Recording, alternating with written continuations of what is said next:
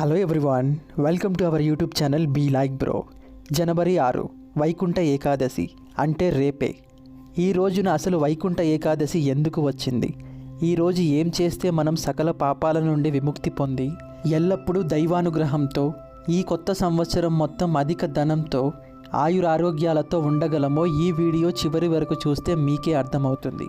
కాలపట్టికలో ఉత్తరాన్ని పగలు, దక్షిణాన్ని రాత్రి అంటారు. మనం తూర్పు వైపు ముఖం పెట్టి నిలిచి ఉన్నప్పుడు మన కుడి చేయి దక్షిణం, ఎడమ చేయి ఉత్తరం అవుతుంది అన్నమాట.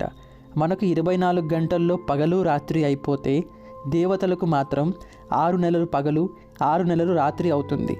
రాత్రిని దక్షిణాయనం, పగటిని ఉత్తరాయణం అంటారు. దక్షిణాయనం వెళ్ళి చీకటి తొలగి సూర్యుడు అంటే వైకుంఠుడు ముక్తుడు కాగా దేవతలు కూడా చీకటి పోయి వెలుతురికి వస్తారు. సో ఈ వైకుంఠ ఏకాదశి నాడు సకల దేవతలకు పగలు మొదలవుతుందన్నమాట. ఈ వైకుంఠ ద్వారం అన్నది సూర్యుడి ఉత్తరాయణ ప్రవేశ చిహ్నముగా చెప్పుకుంటాము.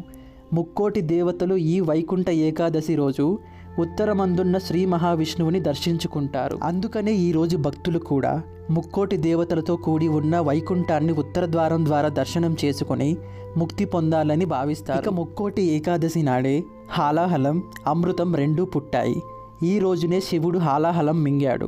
అలా ఎన్నో ప్రత్యేకతలు ఉన్న ఈ రోజున ఉపవాసం ఉండాలి, జాగరణ చెయ్యాలి, జపం ధ్యానం వంటివి చేస్తే సకల పాపాలు తొలగిపోతాయని పురాతన కాలం నుండి ఒక గట్టి నమ్మకం. ఇక ఈరోజు ఉపవాసం ఎందుకు ఉండాలి?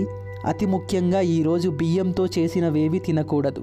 ఎందుకంటే పద్మపురాణం ప్రకారం మురా అనే రాక్షసుడు అంతమైన రోజు ఈ వైకుంఠ ఏకాదశి. ఈ మురా అనే రాక్షసుడి దురాగతాలను భరించలేక అతడిని సంహరించాలంటూ దేవతలు విష్ణువుని కోరారు.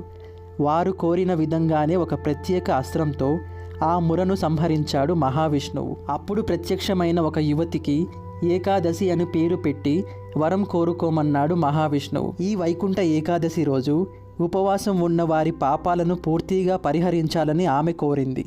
అందుకే ఈరోజు ఉపవాసం ఉంటారు. ఇక ఈ రోజున ముర అనే రాక్షసుడు బియ్యంలో దాక్కొని ఉంటాడు. అందుకే ఈ రోజున ఉపవాసం ఉంటే మిగిలిన 23 ఏకాదశులు ఉపవాసం ఉన్నట్లే అని విష్ణు పురాణం చెబుతోంది. మరి ఇలాంటి ప్రతిష్టాత్మకమైన రోజు గురించి మన రిలేటివ్స్, ఫ్రెండ్స్కి ఫేస్బుక్, వాట్సాప్లలో షేర్ చేసి మరిన్ని ఇంట్రెస్టింగ్ అప్డేట్స్ కోసం మన ఛానల్ సబ్స్క్రైబ్ చేయండి. Thank you for watching.